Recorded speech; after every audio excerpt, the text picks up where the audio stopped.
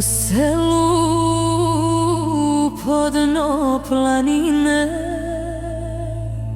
stara tvrđava stoji, ljudi u njoj žive, stroga pravila broji.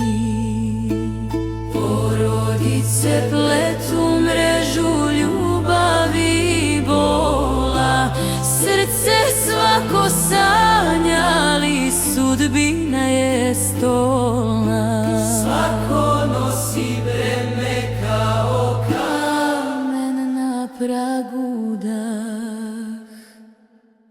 Tvrđava je zid, ali dom njihov skrovit. Snaga u ljudima, u mali molitvi i život bit. U granama drveta, u vetru kroz selo tiho čuje se glas prošlih, priča o životu bliho.